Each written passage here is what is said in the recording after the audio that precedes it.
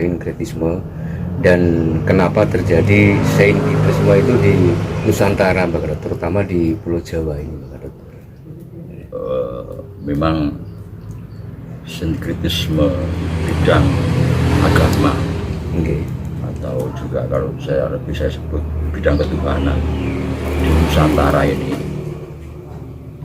apalagi di Jawa, itu menarik.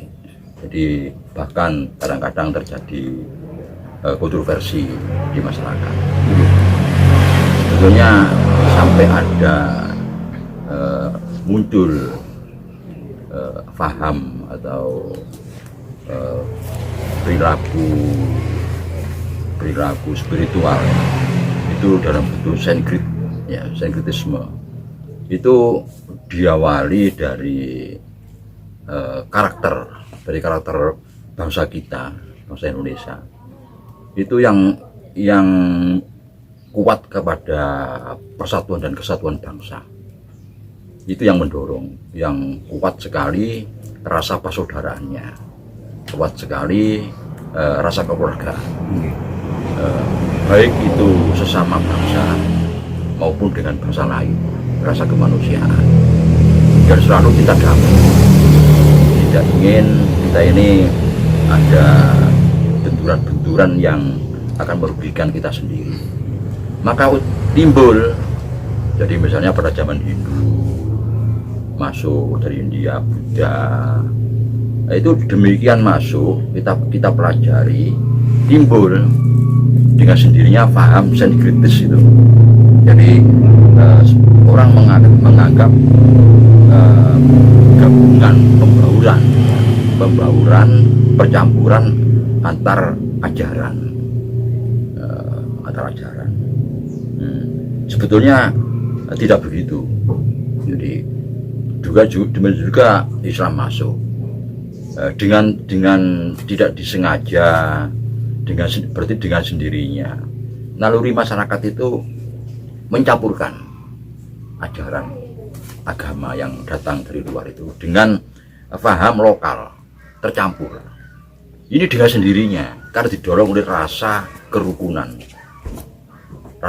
sebagai bangsa, rasa kebangsaan, nasionalisme, bangga sebagai bangsa, dengan kerukunan dengan bangsa luar yang datang itu.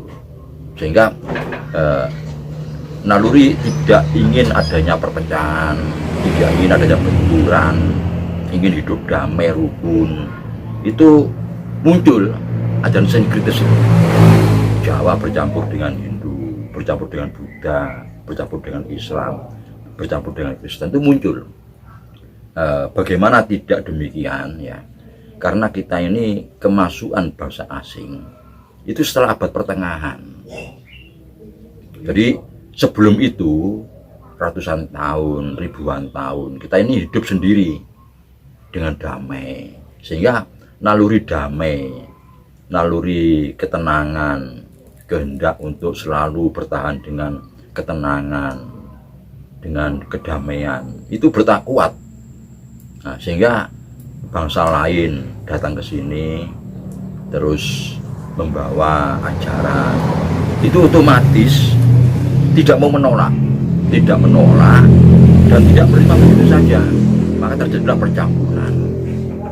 Nah, ini pandangan dari orang luar, itu percampuran. Sebetulnya itu bukan semata-mata percampuran, tapi bangsa kita ini, bangsa Nusantara ini, itu mempunyai kacamata pemawas, mempunyai pisau pembedah untuk memahami ajaran spiritual bangsa lain, ajaran ketuhanan bangsa lain. Nah, ini akhirnya yang beradaptasi itu istilah Tuhan, ada istilah Sang Mahadewa, istilah Allah Subhanahu wa Ta'ala. Nah, terus menjadi ada istilah Gusti Kang Maha Suci, Kang Maha Agung. Itu kadang-kadang menggantikan istilah itu dengan lokal, nama lokal yang artinya sama saja. Jadi ini jadi dorongan kuat untuk rukun bersatu, menjaga stabilitas, itu kuat pada kita, sehingga muncul yang orang-orang yang luar menyebut itu sinkritis, percampuran ya. Mereka umumnya datang ke sini, para orang-orang asing sini itu berdagang, itu umumnya begitu, berdagang. Jadi dari pedagang dari India, dari Arab, dari Eropa, itu termasuk dari Cina, itu datang ke sini itu awal mulanya ya berdagang. Sehingga semua paham-paham itu dibawa oleh pedagang, bukan oleh ulama ya. Tapi akhirnya ulama juga yang membawa, karena ulama khawatir kalau yang berbau pedagang itu biasanya dipikir untung rugi. Nah, akhirnya ulama itu turun tangan itu untuk menyelesaikan yang kira-kira kurang tepat itu. Nah, itu yang disebut dengan sinkritisme. Kenapa Mbak sinkritisme ini kok terjadi di Pulau Jawa Mbak Gatot? Ya itu tadi, karena bangsa Nusantara termasuk Jawa ini tidak mau adanya benturan, tidak mau adanya pertikaian, saling beradu paham. Akhirnya terletaklah kerukunan ini, sehingga muncul paham untuk menyatukan bangsa ini muncul. Nah, ini tidak bisa disalahkan karena itu naluri untuk rukun. Oleh karena itu bangsa kita ini itu pandai beradaptasi ya, dan mengukur ajaran ketuhanan, ajaran tentang perilaku, ajaran tentang budi luhur, ajaran tentang akhlak, itu kita ini gampang. Jadi diukur dari bagaimana perilaku seseorang setelah memahami ajaran itu. Ini ukuran bangsa kita. Setelah seseorang atau sekelompok orang memahami satu ajaran ketuhanan, selanjutnya perilakunya bagaimana? Ini ukurannya, tentang baik dan jelek.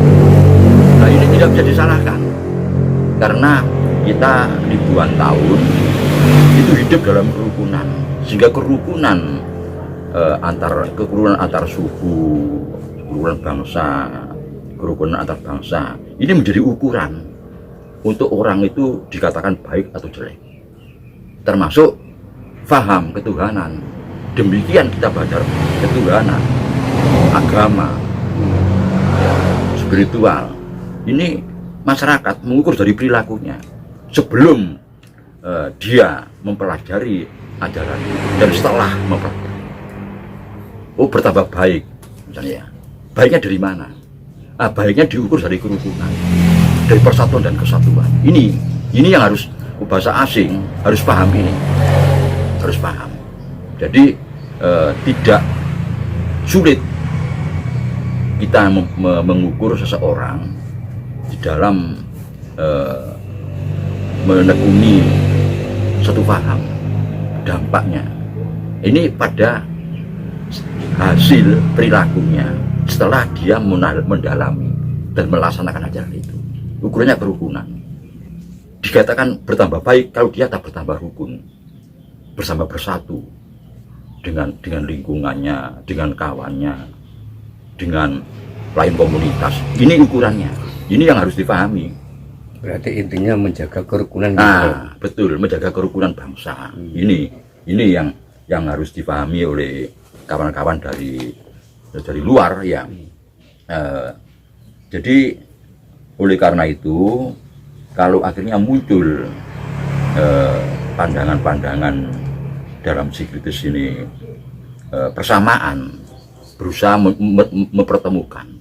mempersamakan semua paham itu, paham lokal dipersamakan dengan agama yang masuk dari Hindu, Buddha, Islam, Kristen, itu akhirnya dicari dipadukan esensinya itu ternyata ketemunya sama.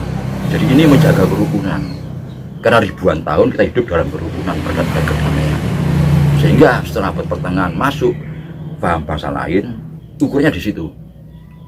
Orang bangsa kita tidak akan mengatakan itu baik kalau tidak rukun. Betul. Kalau bertambah tidak rukun, wah, ini yang jadi pertanyaan. Loh, kenapa kok menjadi tambah tidak rukun? Nah, ini kan ajaran akhlak ya. Akhlak itu tertinggi dan yang nampak di permukaan akhlak yang baik itu kerukunan, persatuan dan kesatuan.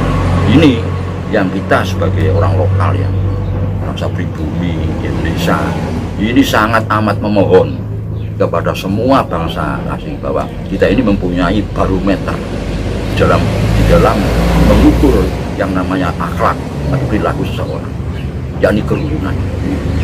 Ini yang harus dipahami. Kalau ini tidak dipahami, baru apa dibuat ukuran? Yang dibuat ukuran menjadi baik itu apa? Nah, kalau rukun, tidak mungkin kan kita sesaudara rukun akan mencuri barang saudaranya, akan menganiaya saudaranya, kan tidak mungkin. Otomatis kalau Iya. kita sudah menjaga kerukunan, bahwa kita mau berbuat yang salah juga nggak Iya. berani, Pak. Nggak berani, nggak mau. Nggak mau. Timbul rasa lagi. persaudaraan itu nggak mau. Apalagi sampai membunuh, memukul pun nggak mau. Apalagi sampai mencuri, membohongi saya nggak mau karena merasa sesaudara dan kerukunan itu. Ini yang kadang-kadang diabaikan oleh bangsa lain. Nah, sisi yang lain ya, karena kita ini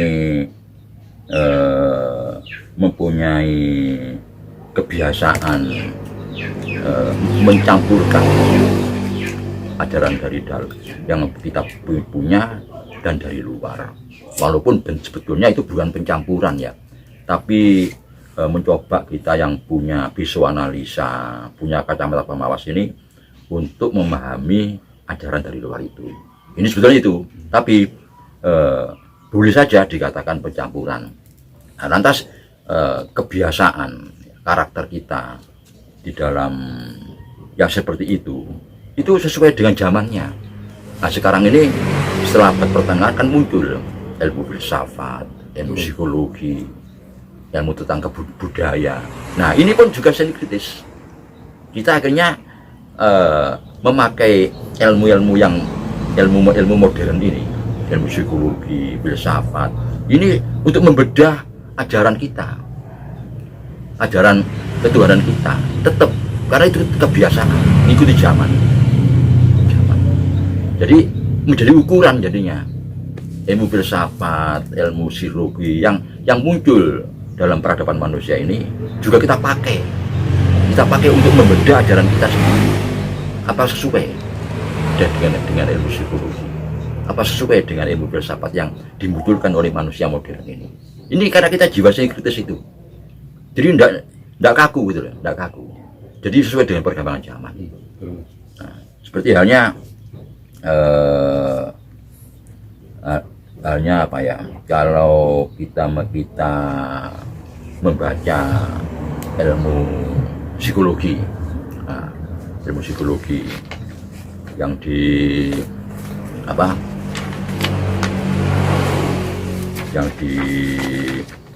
Francis Gultom itu. Francis Gultom ini kan seorang psikolog ya, zaman abad setelah pertengahan itu. Ini bicara tentang intelijensi kesadaran, kecerdasan yang akhirnya timbul ada istilah IQ ya, IQ intelijensi question, timbul lagi EQ emosional question, timbul spiritual question. Nah ini kan dipakai oleh bangsa kita untuk dimasukkan ke dalam ajaran ketuhanan lokal ini. Dimasukkan itu dengan sendirinya. Jadi karakter yang muncul dengan sendirinya, sehingga itu dipakai, diukur apakah sesuai ajaran ketuhanan lokal ini dengan ilmu yang baru psikologi ini, pandangan psikolog. Nah, dengan adanya intelijensi, terus juga dari Uskup Berkeley itu yang ahli filsuf ya, seorang filsuf, aliran idealisme. Bab filsuf itu ada aliran empirisme, ada aliran positivisme, aliran kontemporer. Nah ini dari Uskup Berkeley ini bicara tentang filsafat dari aliran idealisme, di mana di situ disebutkan tentang adanya persepsi otak, ya. Jadi persepsi otak, jadi apa ya istilahnya itu persepsional, jadi persepsional motorik, itu yang menjadi dasar. Jadi dasar dari semua itu pemikiran, paham, diperkukur dengan yang tertangkap oleh indera itu. Indera tergantung persepsi otaknya. Ini juga masuk karena kebiasaan kita seni kritis. Jadi seni kritis ini ajaran lokal ini seni kritis dengan ilmu pengetahuan, filsafat, psikologi. Itu yang terjadi. Nah, maka timbul berbagai macam aliran ketuhanan yang sifatnya sinkritis. Nah, ini kalau misalnya di pada zaman Singosari itu mulai masuknya ajaran Hindu diikuti dengan ajaran Buddha. Ya, berarti ada dua kekuatan di situ. Nah, ini timbul ajaran sinkritis. Timbul. Kita sudah punya ajaran lokal, ya, ketuhanan lokal. Masuknya Hindu, sedikit masuknya Buddha. Ada sinkritis Hindu yang dicampur dengan ajaran paham Jawa. Artinya apa?